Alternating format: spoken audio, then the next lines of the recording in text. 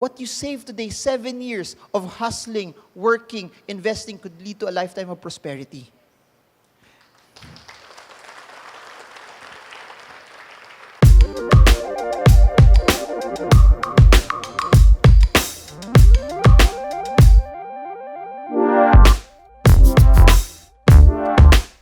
Ladies and gentlemen, our next speaker is a stock market trader and analyst with more than 12 years experience in the industry. He has been sharing his knowledge in investment as an international keynote speaker and as a best-selling book author. Please welcome the president of Stock Smart Incorporated, Mr. Marvin General.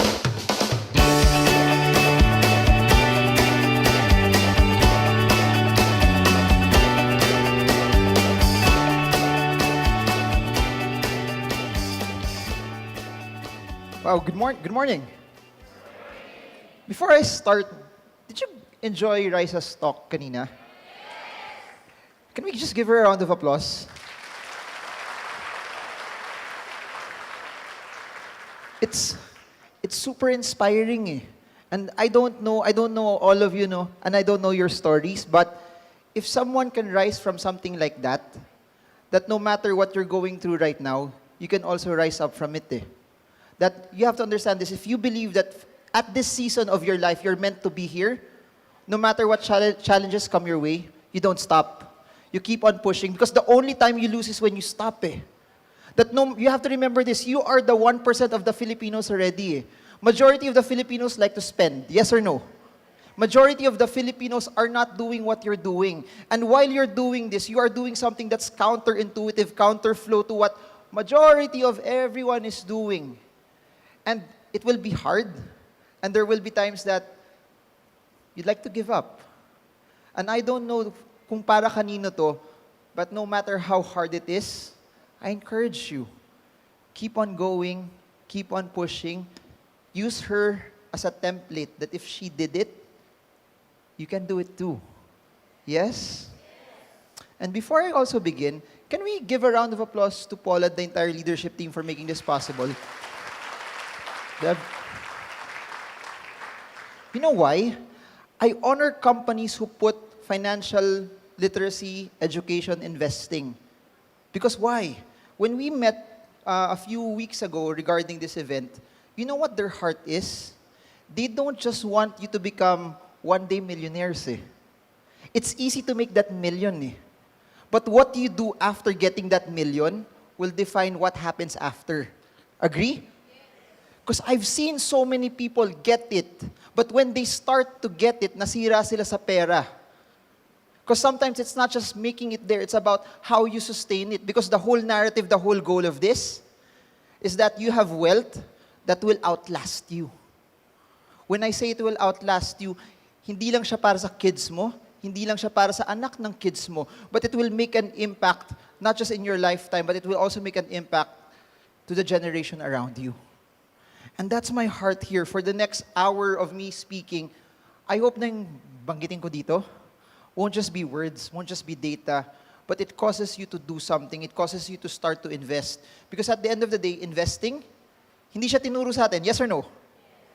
Hindi siya tinuro. Tinuro sa atin, and I'm sure you all know this, we've all been taught to climb the ladder of success. Yes or no? What's never been taught, habang nandun ka na, anong gagawin mo? And I've had the chance also to meet a lot of celebrities who would consult me on their finances, and you would see them earn 5 million pesos, one commercial, but lose everything also in one go.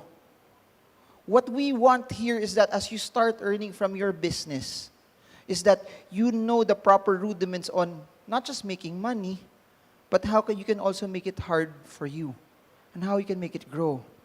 And just to share, the whole point and the whole context of all of this is for me, the reason why we want to invest is so that you get to live your life at your own terms. Yes or no?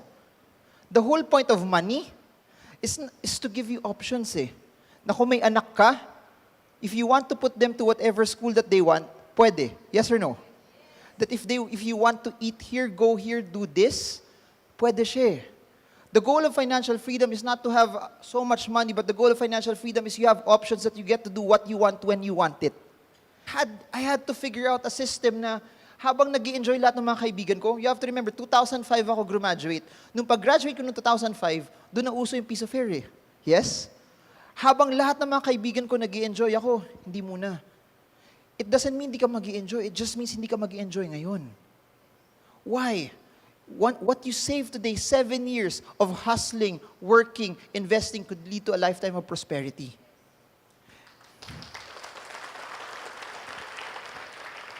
And why am I saying this? Don't mind what other people say. It doesn't matter eh. It doesn't matter. Because when you do what other people are not doing, later on you will end up doing things that they will never do.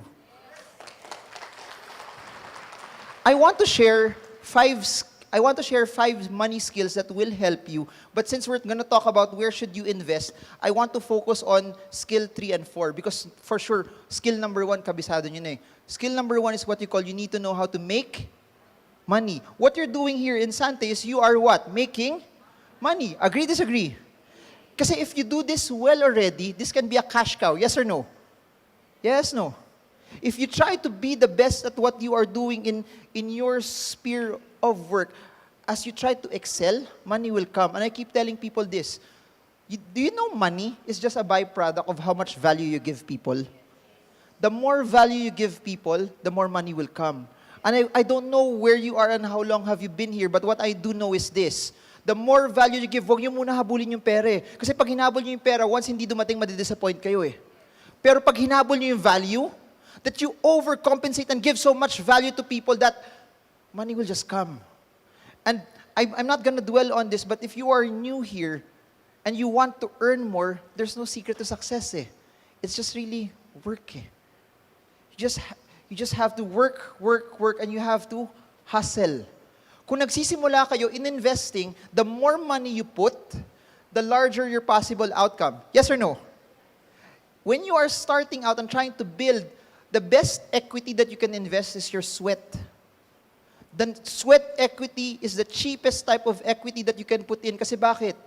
Kung napagod kayo, pahinga lang kayo, tapos do it all over again eh. And in every business that I started, in everything that I did, I was never the smartest. I was never the most talented. Kaya nga ako nag-stocks eh. Kasi hindi mo kailangan maging gwapo eh. Totoo. Oo, totoo. We were talking with Raisa sa back, no? Sabi ko, after your story, wala na makikinig sa akin kasi yung story ko lang, hindi gwapo pero may nagmahal. Yo, totoo. pero yun eh. I'll tell you this, if you think you're not that smart, you think you're not that qualified, I'll tell you this, outwork everyone else. You work harder than everyone else and you will win. Why? Because hard work will beat talent when talent does not want to work hard. You will beat anyone that's smarter than you. You will beat anyone who is more charismatic than you. But if you work doubly hard, you will win. Am I making sense? That's number 1. You need to know how to make money. So everything that you're doing right in Sante, that will already help you make money. But that's not just the whole equation. Kumbaga sa basketball, sino sa inyo nagba-basketball? Ako yung katawan na to, hindi to pang basketball. Totoo. But for you to win in basketball, it's not just about having a good offense. Agree? You need to know how to play defense as well. So it's not just about making money, it's also knowing how to keep money. Why? Because if you make 1 million pesos and you spend 1.1 million pesos, does that help? Yes or no? Even if ulitin ko, kumikita kayo ng 1 million, gumagastos kayo ng 1.1 million pesos. Good or bad? Do you agree 1 million pesos per month is a lot of money? Yes, but if you are spending 1.1 million pesos, no matter how much you make, pero gumagastos ka more than what you make, it won't really help. Yes? And this may sound basic, but you need to have a budget, regardless if it's on your notebook, on your phone, or in your laptop. Every peso should have a name, on peso, on purpose. And I'll tell you this, since 2005 up until now, everything that comes in, nakalista. You want to know something interesting? Girlfriend ko pa lang yung wife ko nun, pati pera niya, binabudget ko na. Oh, totoo. Why? Because if you don't know how to put a name to every peso, money will control you. And money is a lousy master.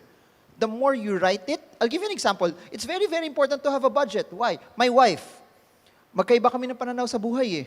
Mahilig siya mag-shopping. Totoo. Dati sa mall, pag may sale, parang tractor beam, gano'n, nakaganon sa kanya. As a loving husband, ano ginagawa ko? Holding hands, hila palayo. Oo, totoo. Ngayon, hirap na ako. Bakit? Shopee na lang eh. Wala ka ng control. May live streaming yung Shopee, nanonood siya ng mga paninda doon. Click na lang, wala ka na magagawa. But what do? Part of our budget, meron siyang clothing budget. A budget tells you, pwede ka pa rin mag-enjoy eh. It just means that hindi mo ubusin lahat eh. Making sense? Especially in what you're doing, my suggestion, you split your money. Meron sa business side ng ginagawa nyo, meron sa personal side, huwag nyo paghaluin. Kasi pag pinaghalo nyo siya, wala kayong matatabi para sa personal nyo eh. The reason why I want you to save is basically this. The reason why I want you to keep money is you need to plan ahead. Kasi you have to remember this. Alam ba natin kung ano mangyayari 30 years from now? 20 years from now, 15 years from now, you need to set aside money today for something that you will use later on. You have to remember, are you doing well in what you're doing today? Yes or no? Who says yes? Who says no? Sino kahit anong mangyari, di pa rin magtataas ang kamay, di ba? But I'll tell you this. You know why? I've seen it over and over and over. Things are better in all sides of business, except probably for mining, some parts of agriculture, but in consumption, everything's well. Why? Because there's so much disposable income eh. Why? Because the economy is good eh. But what if 10 years from now, consumption shrinks? I'll tell you this, in times of prosperity, you need to prepare for times of lack. I'll repeat it. For times that you have so much, you need to prepare. What if things go bad? You have to remember that recessions, are you familiar with the term recession? It's not a matter whether a recession will happen. It's only a matter of when. Because recessions are cyclical. In the 90s, we had the 1997 Asian financial crisis. In 2008, we had the global financial crisis. The economic cycles of the world have been up already for 11 years. That's why when times are plenty, you need to set aside, you need to save. You need to set aside money na, especially in what you do. You need to have money kung may nagkasakit. Agree? You need to have money for emergencies. But I'll tell you this. My suggestion is you need to have at least 1 year's worth cash on top of your emergency fund. I repeat, you need to have at least 1 year's worth cash on top of your emergency fund. Bakit? What is your greatest weapon sa negosyo nyo? For me, your greatest weapon, your greatest ability to earn is this. Yes or no? It's your ability to think clearly. It's your ability to innovate. It's your ability to be creative. Kaso, mahirap ba maging creative pag kinakabahan na kayo saan magagaling yung pang-tuition nyo for next month? That's why you need to set aside money so that pagtabi nyo ng pera, kahit walang pumasok na income for 1 month or 2 months, okay kayo for 1 year. Ano yung sabihin nun? Kung walang pumasok for 2 months, okay kayo for 1 year, you can be as aggressive in your business as possible. You can be creative. You are thinking on how you can find ways to do it. Please remember this. You will hear a lot of people say, dapat 3 months lang yung nasa bangko kasi matatalo ka sa inflation eh. Guess what? If your business is earning more than inflation, kahit madami kayong cash, because cash is still king. What else do you need to set aside from? Sino dito single? I have good news. May awa ang Diyos. But I'll tell you this. And just a short story para sa mga single. I was saving up for my wedding. Wala pa akong girlfriend nun. Yung mga kaibigan ko, lakas ng fighting spirit mo, feeling mo may papatol sa'yo But why? I already knew it eh. If you start saving money pag malapit ka na ikasal, it's already too late. Agree? The best time to save, the best time to keep money is when you don't need it. Para pag kailangan mo na siya, nandun na siya.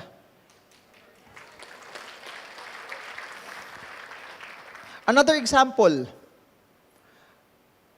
Panganganak, emergency, yes or no? No. Why? Pag nabuntis mo yung asawa mo, sure yun, 9 months? Manganganak yun eh. Agree, disagree? That's what I'm telling you. Way before it ever happens, you prepare already for it. Similar, the same way, habang nag-iipon ako ng pang-savings ng pangkasal ko, nag-iipon na ako noon ng pang-college tuition ng anak ko noon. Wala akong girlfriend. Why? The best time to prepare is when you don't need it. Can I share another story?